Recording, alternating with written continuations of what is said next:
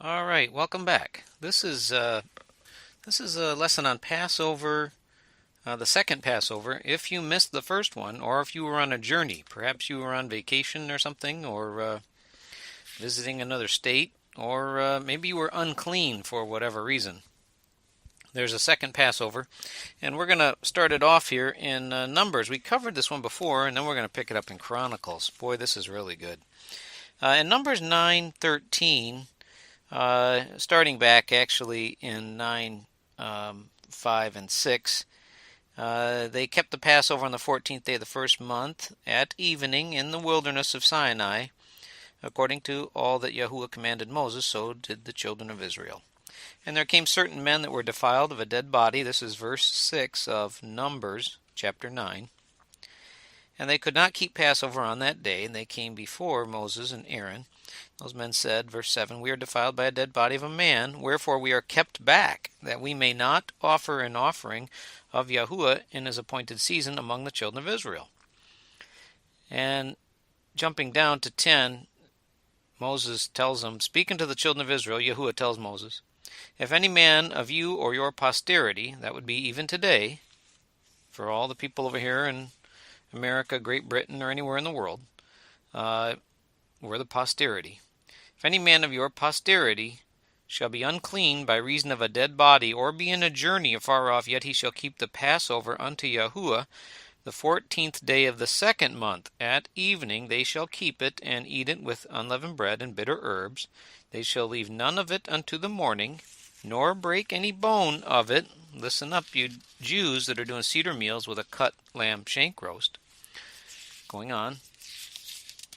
According to all the ordinances of the Passover, they shall keep it. So you have to keep it according to all the ordinances. And here's the warning. Remember, the Word judges you. I'm not judging you. The Word judges you. And boy, I'm fearful for a lot of people. Because here it says, verse 13, But the man that is clean and is not in a journey, and forbears to keep the Passover, even the same soul shall be cut off from among his people, because he brought not the offering of Yahuwah in his appointed season, that man shall bear his sin. Let me tell you, this is a time that you do not want to bear your sin. He makes a way for you, but you have to be willing and obedient. That's what it says in the beginning of Isaiah. If you be willing and obedient, you shall eat the good of the land. But if you refuse and rebel, you shall be consumed by the sword. For the mouth of Yahuwah has spoken it. That's in Isaiah 1, 17, 18. Well, this war is just about here. I'm sitting here April 19th, and I did Passover, the first Passover, on April 1st. Second Passover this year is on April 30th. It starts the 29th at sundown. So if you did not kill a lamb, if you did not bring that offering, boy howdy, you want to avail yourself of this. Because we're just about on the cusp of this war. I don't know if you saw, you must have seen, we sent those missiles into Damascus, and there's going to be more. Russia promised a retaliation or a recompense, and now Israel has struck Iranian bases. So this is all ramping up to World War III, and I don't think you have very long. He may be just holding this off just long enough to find out who is going to be obedient and willing and keep the Passover and get the blood of the Lamb, which takes away the sin of the world, applied to them. And this is not communion, and this is not Seder meals, and this is not fertility goddess Easter with bunnies and rabbits and eggs. Those are all anathema to this. This is what you want to do.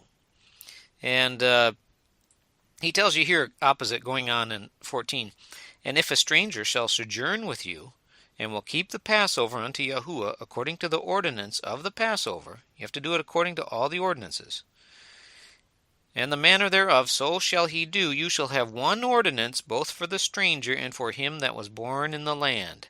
You see that? One ordinance. So whether you're Israelite and you're from one of the tribes, or maybe you're over in Southeast Asia or wherever, there's one ordinance. and they're counted as one in the land if they keep all these ordinances. And he talks about how some of these Jews are going to be, and Israelites are going to be cast out where there's wailing and gnashing of teeth, while you see other people in that will be obedient.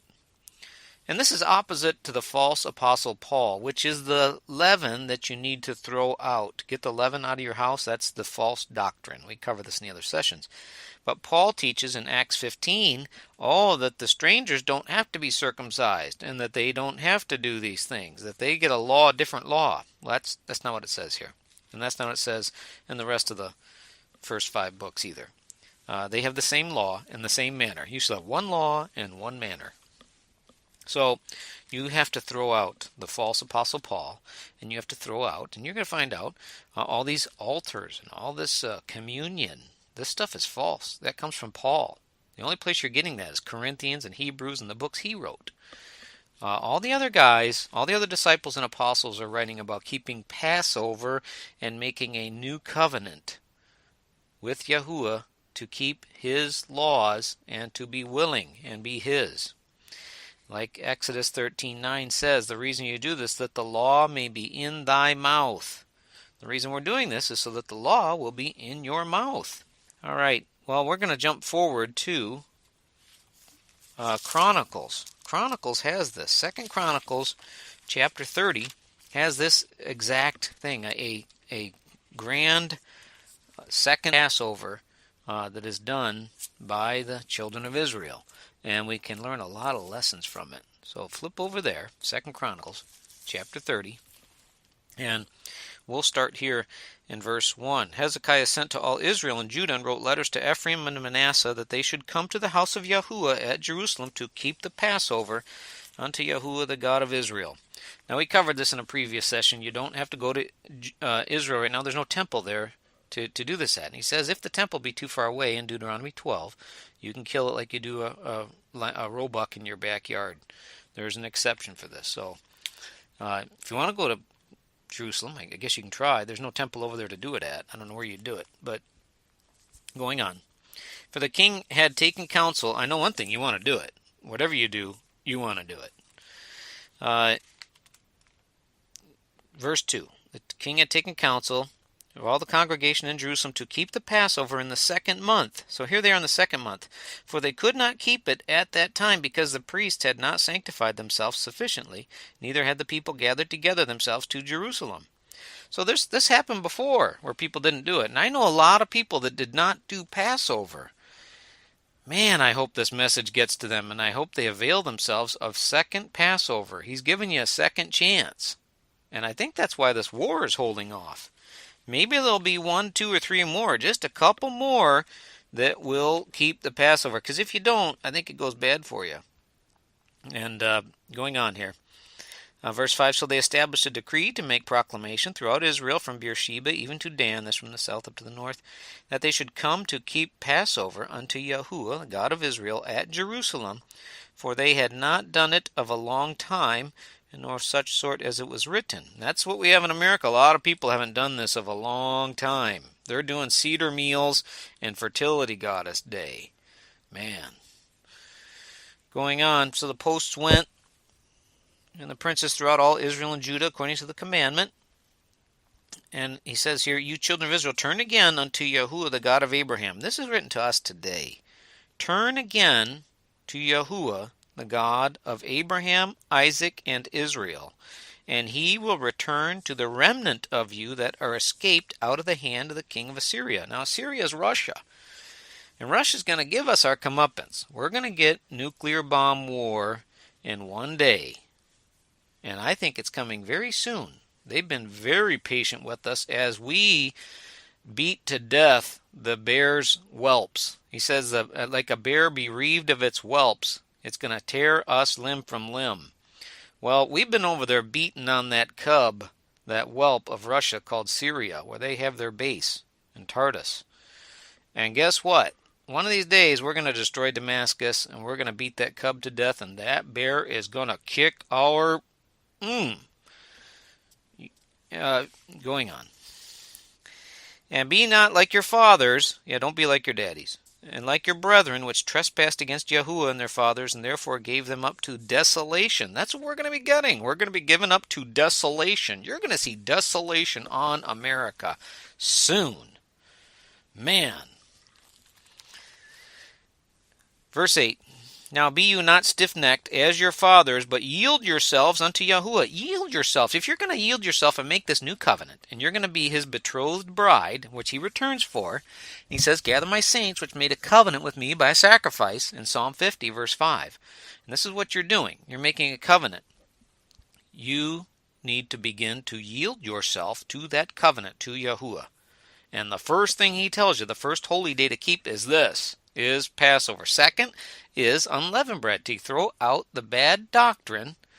Yep, Yahushua, he tells us that the bad leaven is bad doctrine, bad teaching of the Pauline Christians or the cedar meal Jews or the Catholics or you name it. Anybody that teaches anything opposite to that, if they're not killing a lamb on Passover, then you know darn well they're not keeping this law. They're mocking him. They're cutting a lamb shank roast just to mock him. Here we go. Going on. Turn yourselves and yield unto Yahuwah. Enter into sanctuary, for he is sanctified forever. Serve Yahuwah your God, that the fierceness of his wrath may turn away from you. Man, this is a message for today. This is what you need to do. You need to serve Yahuwah your God, and your God, fall down before him. I've done this recently. Put your face right on the ground, like Abraham did and other people. And serve Yahuwah your God. Pray unto him, and recommit yourself to keeping all of his laws, all of his statutes, the whole covenant. The whole covenant. I will write this in your heart. Well, the only way you're going to do that is to rend your heart. To rend your heart. That's what Ezekiel says. Make you a new spirit, a new heart, and a new spirit. For why will you die, O house of Israel? Don't turn that stinking idiot box TV off and throw the preacher out and throw the pastor out and the priest and the rabbi and all the rest of it and start doing this. Just do what he tells you. Just do what he tells you. Serve him. I know we did this year. It was wonderful. It was beautiful. For all two of us at the one that I was at. And I know some others. There was just 3 or 4 of them there. There's just onesie twosies. I'll take you one from a city.